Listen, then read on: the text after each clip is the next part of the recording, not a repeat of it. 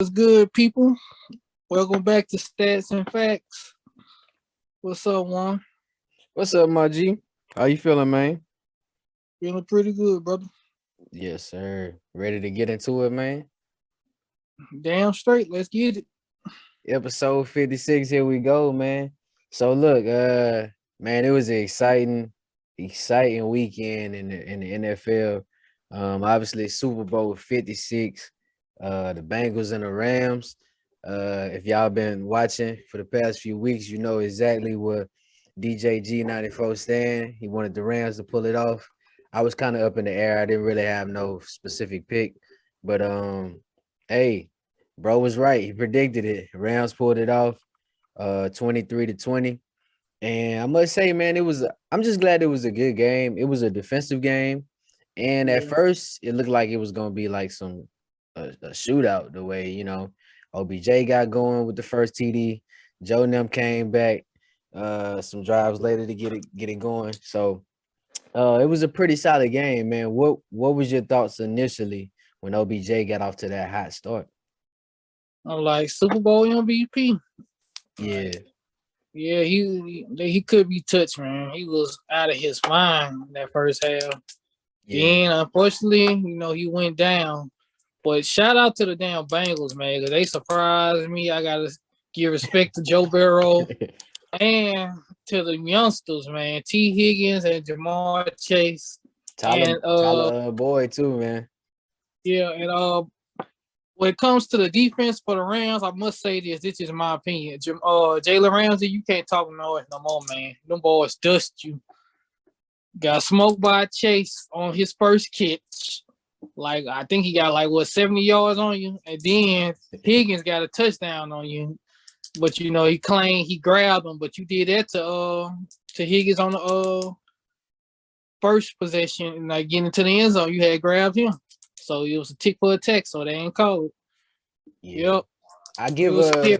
I will give I was thinking the same thing though during the game. I'm like, damn, it's the first time I've seen Jalen get burnt like that, bro. Like that was crazy. The Jamar Chase one was crazier than the Higgins one because I do agree. When they showed the replay, he did grab his face mask. So that one kind of like you got to get that one to him because it ain't nothing you can do when somebody grab your face mask and you fall to the ground.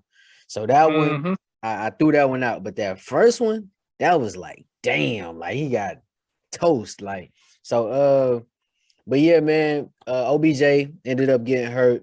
Right now they talking about it looks like they're scared that it's an ACL tear, which I hate to hear because that'll set him back. But he got his bowl, so worst case scenario, you sit down for a little while, come back and just try to pick it up at a good pace.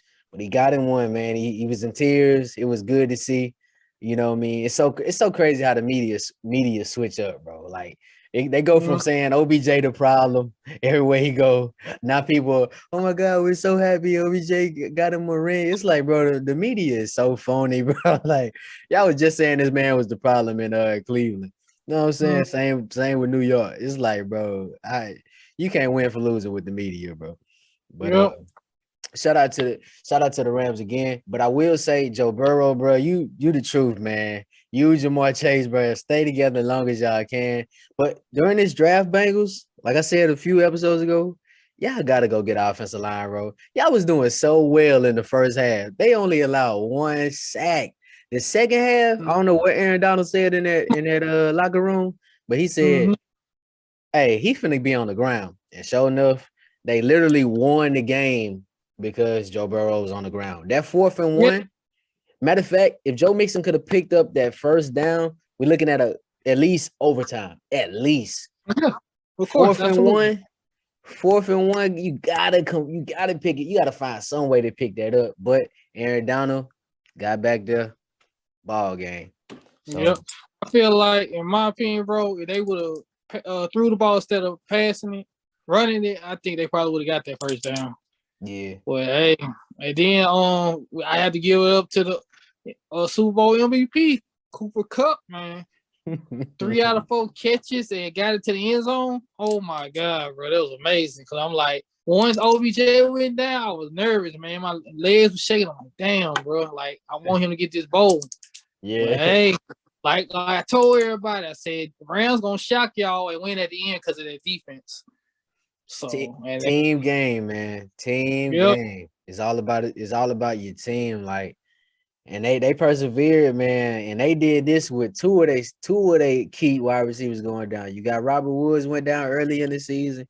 OBJ go down in the biggest game of the season. So for them to still pull it off, defense, hats off, man. Y'all deserve it, bro. Y'all got no complaints. I will say, I'm happy to see what I'm excited to see what the Bengals are gonna do going forward. Because if y'all got to the Super Bowl this early, KC, Tennessee, Buffalo, y'all better get it together because Cincy is on the rise.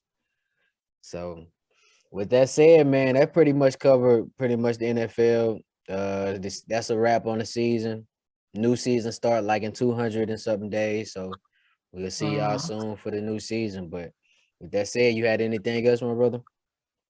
Yeah, let's talk about the halftime performance. Yes, Shout sir. out to Jay-Z for letting the hip hop legends do his thing back in Los Angeles. I'm talking about Dr. Dre, Snoop Dogg, Kendrick Lamar, Mary J. Blige, and Eminem, and surprise guest 50 Cent. So I'm gonna start out with you. I want to hear your take, man. What you thought of the halftime performance? I feel like a lot of people may say this, but I truly believe that it's one of the best halftime shows ever. I love Mary J's performance. She always do her thing. I love Eminem's song selection with "Lose Yourself" because I was kind of like I don't know what M's gonna perform.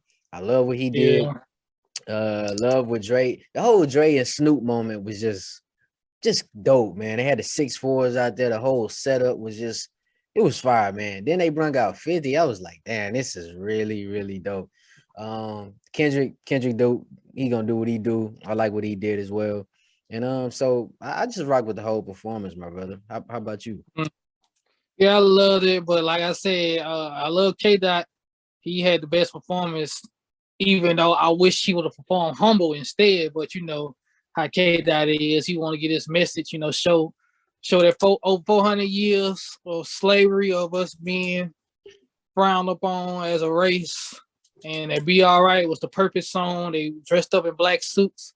And he started off with the intro, one of my favorite songs off that classic album, Good Kid, Mad City, the song titled Mad City. So shout out to Kendrick and Snoop. That's the icon and the legend. I love that the next episode, he killed it and Drake mixed it up with California Love and Still Dre. Yeah. Mary J, she black don't crack, man. She looking good. Them thighs and that, cakes was out there. She was looking good. And Eminem, that Lose Yourself, that's just an inspirational song. People like yourself, try to get on and stuff. I love listening to it, especially that first verse. Yeah. And 50 Cent, one of the most coldest club bangers ever in the club, man. So one of my favorite hip hop songs. So hell yeah, it's number 2 after Michael Jackson. I give it number 2. That's dope, man. Yeah, it was like we said, man, it was just a dope performance. I like just the blend of how everything was put together. We really shouldn't have no complaints from nobody because I feel like they covered the board all around. You got Eminem, who's one of the biggest artists in the world. His fan base.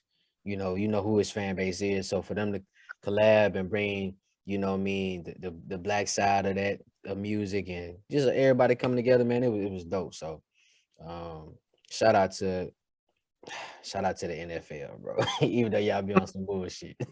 Yeah, they do. They do. But yeah, man, with that said, my brother, I'm gonna throw you the assist, man. Yeah, man. Let's get into my favorite sport, the NBA. Let's talk about the mega trade, man. The trades of all trades. I was so happy that I seen the guy wasn't happy down there. I'm talking about the Brooklyn Nets and the Philadelphia 76ers came to a deal which shifted James Harden out of Brooklyn, him and old ass Paul Millsap. And they got in return Ben Simmons, Seth Curry, Andre Drummond, and future draft picks. Mm-hmm. So, man, give me your take on that. What you think? I love it, bro. We get to see Ben Simmons on the court again very soon. We get to see James Harden get paired with a MVP candidate. Mm-hmm. And I just want to see what he's gonna do. I think a lot of people are saying that they feel like the Nets pretty much robbed Philly. And I really don't agree with that because I'm like, I think people are forgetting about James Harden value when he was with the Rockets. I know it kind of went down a little bit because we haven't seen him balling how he was in Houston. But when he get back to that level, people gonna look at this trade like, okay, it's not so bad. They just need to add a few more pieces when they can get a little time. You know what I'm saying? But I love it. I love it. Mm.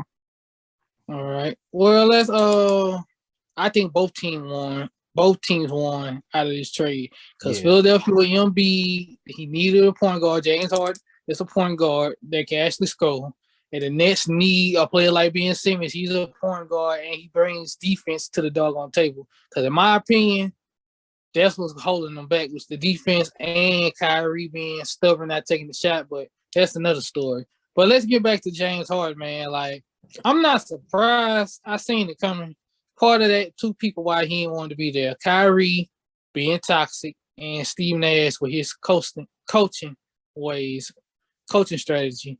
James Harden, like I told you, man, in my opinion, him and Russell Westbrook, they are unbelievable talent. Mhm. But they have a problem. They stubborn as hell when it comes to their game and change. And yeah, in their defense, they never had a real coach to, like they say, like when you got talent or you're a celebrity or whatever, you need people around you to tell you things that you need to hear, not what you want. Tell you things that you need to know, not what you want to hear. Yeah. And that's when their career went hit rock bottom. Cause I told you, in my opinion, bro, this they last year. Or going to the finals, something like that. So I'm gonna change my prediction. I said something crazy. I said the Bulls, but obviously that probably ain't gonna happen. So I want to see these two teams in the finals. I want to see the Sixers versus the Lakers in the 2022 finals if they healthy.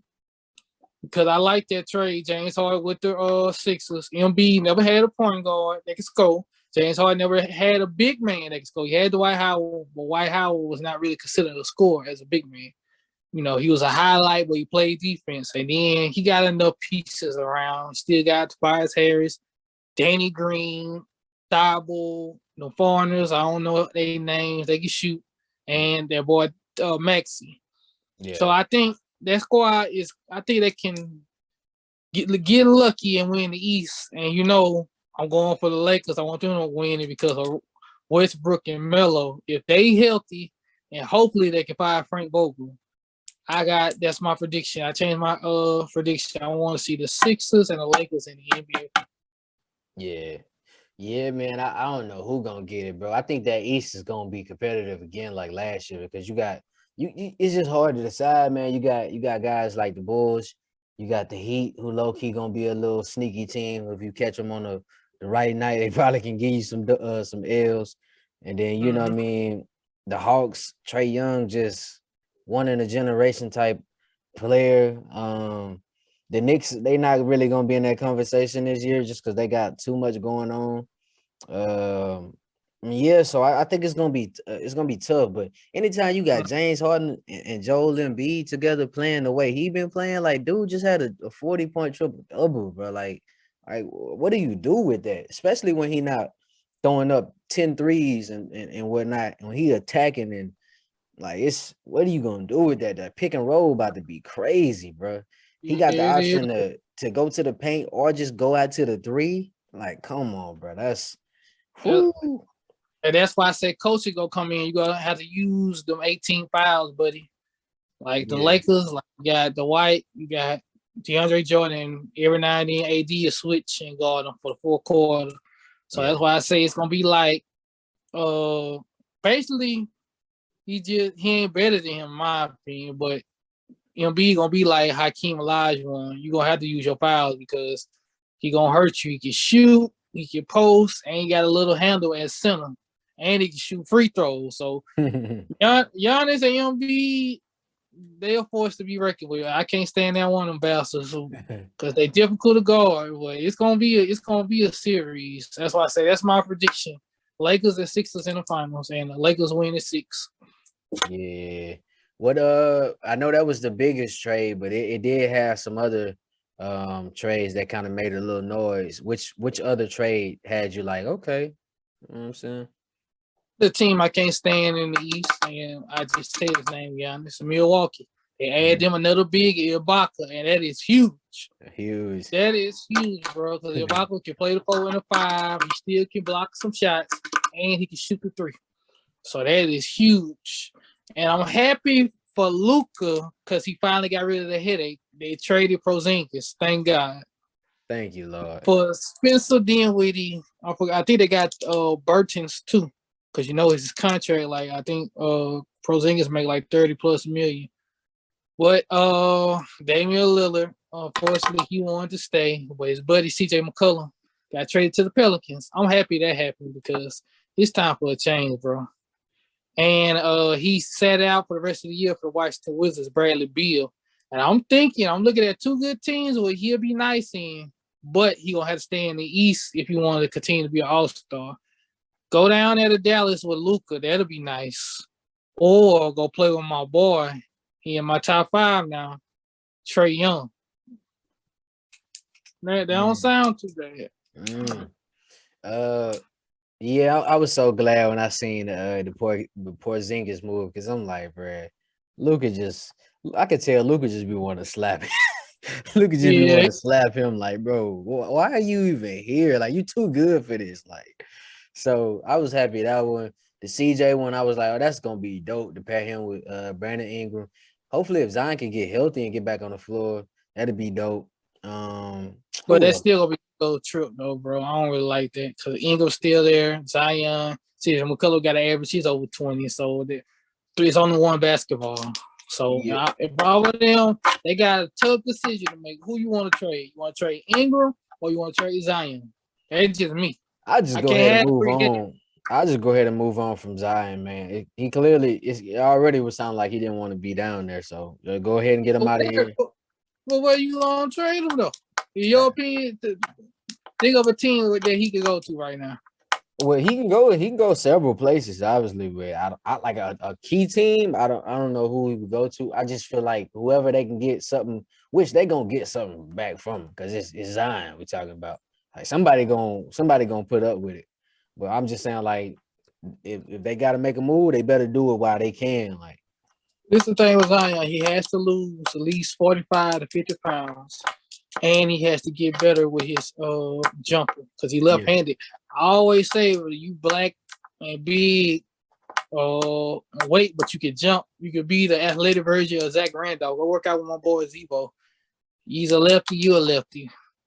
He got it, and he got the potential because if y'all been sleeping on Zion, go look at his numbers. Go look at his highlights from how he played. I mean, he may not be the best shooter right now, but dude gonna score. So it's like you say, if he lose a little weight, he can be special. But if he's not happy down there, New Orleans is nothing really you could do. And I feel like New Orleans got good potential, so you don't want to sour that. You got a damn good head coach. Shout out Willie Green, man. Damn good head coach. Like try to go ahead and make a move if you can. And then you can kind of see what CJ and Brandon Ingram can do together if y'all want to go with that. But if not, shake it up. But yeah.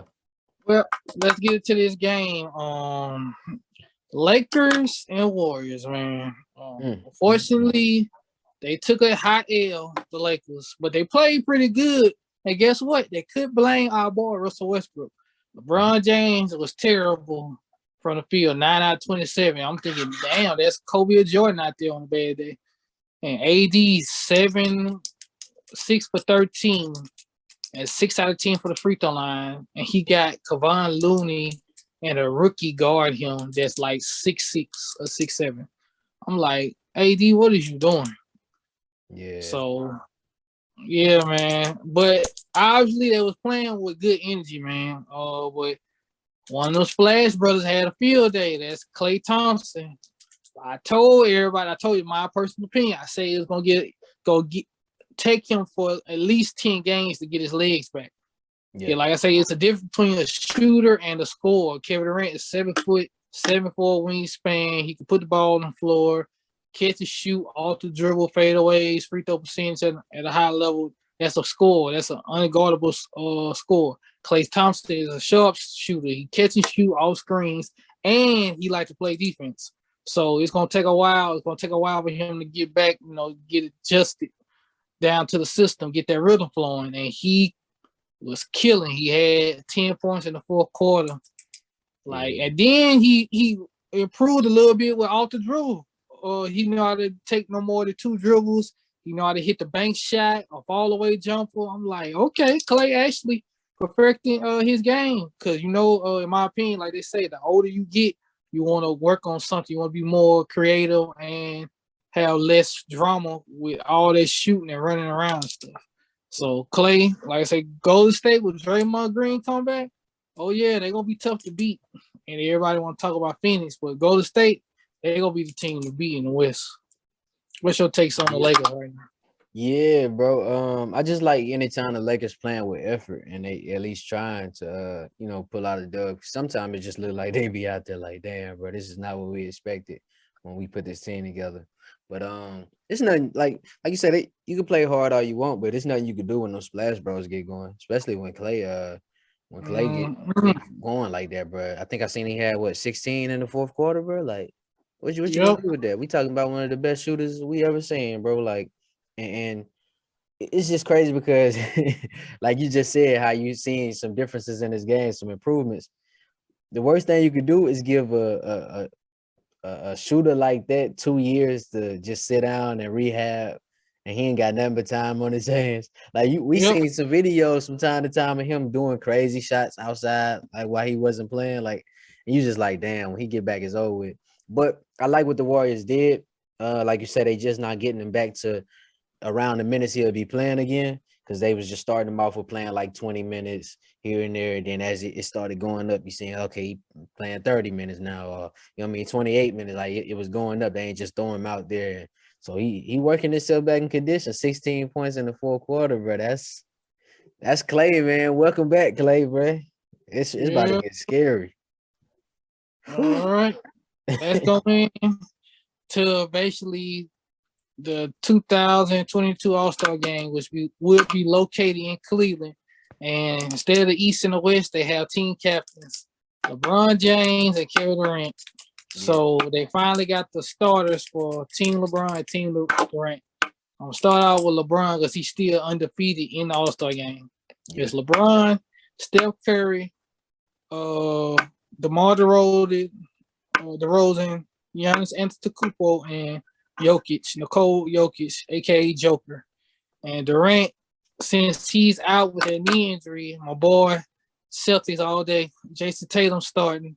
Got Ja Morant, the sad Andrew Wiggins, Joel Embiid, and Ice Trae Young. Yeah. Man, that's an interesting lineup too, man. And I'm still tripping on that, man. Andrew Wiggins got more votes than Luka.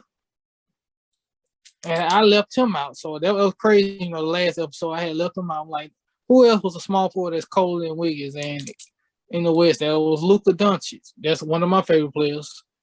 Yeah. And they got the reserves. And at the end, man, you can talk about it while I get done calling them out. For the reserves, LeBron, he chose our boy Luka, Chris Paul, Darius Garland, Fred VanVleet, Jimmy Butler, Donovan Mitchell, and funny thing, James Hart showed up last. He picked Hart last, and but Hart can't play due to his hamstring. So another Cleveland Cavalier got selected by the coaches, Jerry Allen. So congrats to him.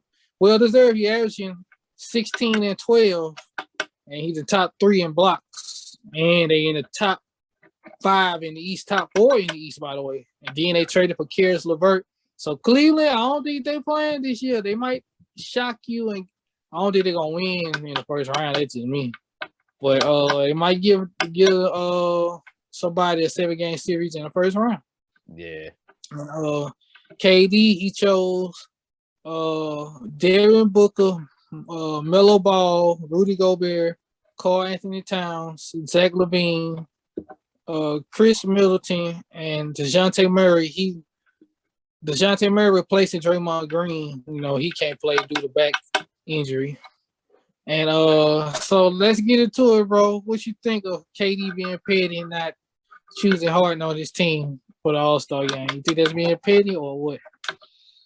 It's a little pettiness there. With that trade that just happened, like right before they was picking teams. Like obviously I didn't expect nothing less. It's that thing. It's the if kind of feeling. So it was hilarious, man. I like the reactions. I like the whole process of when LeBron put up the clipboard to hide him from laughing. Like it was just hilarious, bro. What was your thoughts when you see it?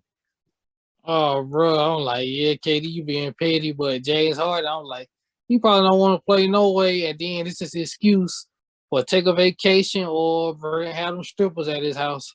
So y'all doing him a favor, just What? like Russ and AD. They don't care they not at the All-Star game. And then the crazy thing about it, they celebrating the top 75 players that made the drawing board. The last 25 players. Basically Hall of Famers. Yeah. And I'm like, dang, I don't even think Harden, AD, or Russ want to be there no way. So do they have to show up for that Sunday or what? Mm. Because AD talk about his wife planning for them to go on vacation. So I'm like, hopefully they ain't got to show up. Yeah. But I like the teams, man. It's crazy. I think I'm gonna roll with Team Durant because I like Devin Booker. I see Devin Booker. If Team Durant wins, I see Devin Booker leaving with that Kobe Bryant All-Star MVP because he's still pissed that he's not an All-Star starter. And LeBron, he 3-0 right now. And then like KD say, yeah, let him take his first L back at his hometown, Cleveland. That'll be nice, even though KD ain't playing. So Yeah. I called out those names, bro. What team you rolling with, LeBron or Durant? Uh, I don't know, man. I feel like both teams average out. Well, I honestly don't know. I guess I'll just be biased and go Team LeBron, man. But I think it's gonna be a solid game. I like how the last few seasons, ever since they switched up the whole All-Star game format, it's like they've been more competitive, man. So I just like it. I like how they actually playing now. Like, you know what I mean? So just hopefully it be a good one. Well, by in their defense, where the West was always more talent wise when it came to the East because of the doggone bigs and the West being destroying the East in All Star games. So Yeah. it was kind of a smart chess move to change up the All Star game. So I'm glad they did it. But Very like I say, smart. I'm picking Booker. Team Durant. I got David Booker winning, Kobe Bryant MVP, like our boy Westbrook did twice off the bench. Him and Shaq, matter of fact, him and Shaq basically the only two superstars that won All-Star MVP off the bench. Yeah. It's And dope I said too. super Go ahead. yeah, I said superstar by the way, not all-star, like big time names. Like they the only two that ever did it. Yeah, I was about to say it's dope too to see like with the new format, guys playing with other guys because back in the days that East and West and it was pretty much the same dudes gonna be all stars every damn year. So you knew who was gonna play with who, and it was like that was kind of like all right, this is getting boring a little bit. So for now, Mhm. is that you got the East playing with West guys and vice versa. So that's dope. So shout out to the NBA for revolutionizing the All Star game. Yes, sir. Yes, sir. Anything else in the NBA we need to cover? Nah, that's all, folks, for that. Okay. So before we get Yeah. out of here, I know last week we potted or week before last? It was I last think week. it was, I think it was last week. Yeah, I know we talked about how we was gonna cover like the music and basically like with record labels to kind of shed a little light on some of the information we learned about it. So if there's any artists watching right now or just people interested in music. We can kind of talk about it. And I guess I'll pop it off with the conversation that's been happening lately is one of the biggest artists out, NBA YoungBoy. He had a dispute with Atlantic Records, and it just sounds like he's frustrated with him. So what are some of your thoughts on just the whole dispute? Not even just him, but in history of music, artists being frustrated with these labels. We gotta stop wanting to be more famous than rich and know about negotiation before signing our life away. That's our problem, man. I don't know what it is, and then majority of these dudes that sign their life away are so-called street dudes. Like basically, you basically sell whatever narcotics in the streets, and you do have a little meeting and tick for tack trading money for dope, discussing the profit and all that. So you mean tell me you can't go in the damn office talk to these white folks or what you want and what you don't want out of a deal? I'm really confused. Or I guess is words and paper involved. Like you gotta actually read that shit. So I guess it's true about our culture, man. Like this been going on for years. They used to slavery kill us for learning how to read and write, and now we got the opportunity and we just won't do it. Or like my uncle told me growing up, I hated school with passion. Like, so you mean to tell me you can learn about sports and music when it comes to these videos and stuff, or when it comes to your schoolwork, you don't want to read nothing, or if you don't know it, you don't want to ask for no help. And that's our problem. We scared to ask for help and we don't want to read nothing. Like, I don't know where we get that from. I think is it how we were raised, or we just got the mentality that we don't give a fuck. Like, give me your take on it, because I ain't gonna lie, I don't know if it's me or we just don't care about nothing, or we not. They don't force education on us growing up as parents or legal guardians. But the school system don't really give a damn. They still gonna get paid. Yeah. So It's for one, I do think it's all about your discipline. Like when it comes to reading, discipline is always gonna be there because it's like you just said, it's books are very accessible to nowadays. You can find a book anywhere. Whether you ain't even got to go to the library. That's how crazy. You can download books on your phone. So it's definitely there. But I think on the flip side, it's the business. They design it for it to be hard for you to understand, i.e., why business lawyers and all of these fancy people have these positions to help you negotiate contracts and agents, all this. That's why it exists, because the person that's in position to capitalize off of their talent, they just been doing what they love. You're not thinking about, oh, when it gets to a certain point, people are gonna want to invest in me, and I'm gonna need to know the percentages. I'm gonna need to know what I'm signing. You just looking at it like, my life is about to boss up. I'm about to change my life. And I think we all fall victim of that, specifically in the music business. And speaking about what we speaking about right now, I feel like it's just important. Something you've been telling me off wax, and something that I feel like a lot of artists may have thought about, but it's hard when you get that money thrown in your face or you hit them advanced numbers. Like, we're going to give you this. Knowing what you want out of the business and what direction you want to take, and is music the only thing you want to do? I think we don't even think that far as artists. You just get in that studio, or if you on that court, you just love what you're doing, and you just thinking about, all you thinking about is just like, I just want some kind of money. But you never know how your career gonna go. You don't know if you're gonna be on Drake's level, a big crit level. Like, either one of those, you both successful, but you just was thinking about, if I can get to that place. You ain't thinking about like, damn, I'm gonna need to know about the percentages and all of this shit. You just cooking up in the studio. So it's just like, damn, man, I feel for these artists at the same time, but it's like, it's the business, man. It's the business. What's your take? Yeah, man. We got, like I said, we don't know nothing. We need to ask questions. And now the way Dame Dash broke it down, like in the last 10 years, they started the 360 deal. Anything that your name is on, and they got to get a percentage of it. Whether it's your merchandise, show money, tour, endorsements, the label is getting at least between 10 to 12% of profit off that money you making. That's Yeah. before you even touch it. That's the crazy thing. It's like the IRS they come to collect, or like they said, FICA, where that big old check goes to their savings or their bank account, whatever you want to call it. They got to get at least 10 to 15% out of that 30 to 40,000 check that was just written to you. You don't get that whole 30 to 40,000. And Yeah. I'm like, dang, that's so messed up. But hey, that's the world we live in. And a easy way to break it down to you guys too is this how I've been kind of looking at it as well. The labels, we hate the way they do artists, but this is how I feel like the labels looking at it. They feel like, okay, you a dope artist, but you came to us for us to pipe you up, to elevate you. You would have still just been reaching this crowd of people. But when you get with us, we gonna put you to where people in London, people across the globe know about you. Whenever you drop something, it ain't just gonna be like a few thousand people or a few million. It's gonna be global. And a lot of times what happens, just that exposure the label gives you, us as fans, we looking at the artist like, damn, this person is dope.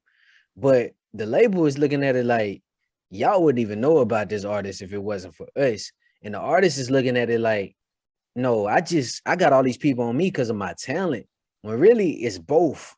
So it's like the label looking at it like, so you want all the success, you want all the accolades, but you think we're not supposed to get nothing.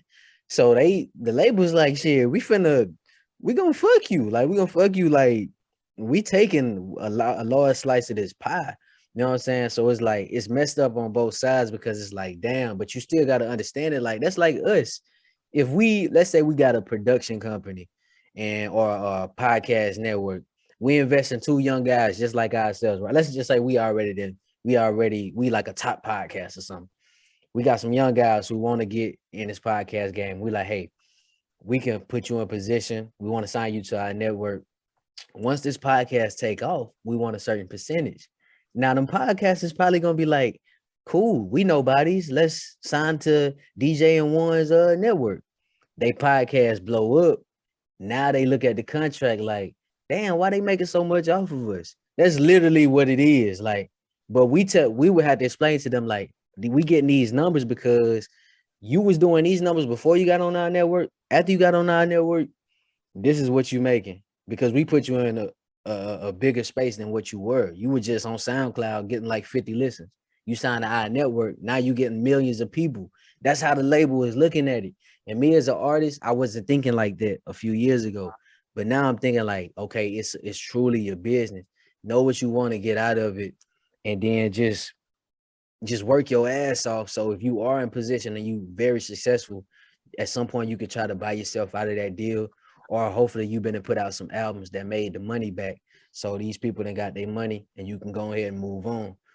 Or do both, do music and do something else. So you ain't just depending on music. Like, Yeah, that's the main problem right there. Like Master P said it best about Black Rob situation and DMX. You know, they got screwed over, they died, they family ain't gotten it. But that's not the label's fault.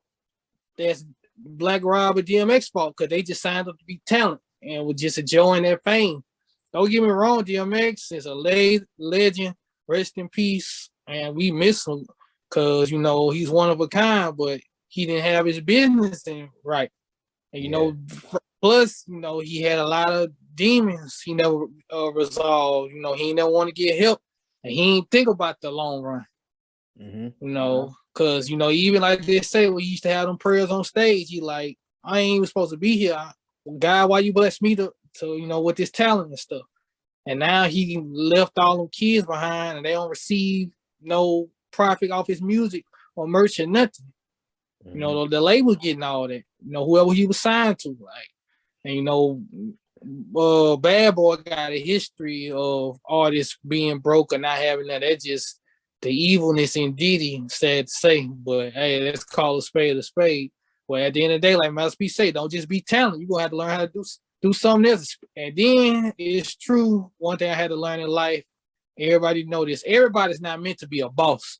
That's one thing I had to learn too. An entrepreneur is a person that I don't never need to work for nobody. I'm gonna find a way to get a bag, get some money to pay my bills, to live life or whatever. That's a hustler, entrepreneur stick to one thing. I ain't finna depend on nobody. I'm always gonna get it out the mud. That's an entrepreneur. Certain people can't do it. A boss is not for everybody. It's okay to work with somebody. But at the end of the day, like they say, you do want to have your own thing just in case. Anything can happen. Yeah. So that's my take on to artists today and artists who made it and made careless mistakes. You're gonna have to learn how to be a boss or make money in different ways besides just music, because it ain't gonna always be peaches and cream. Yeah. Hey, you put a perfect twist on it, bro. I want to just say one thing to capitalize on what you said.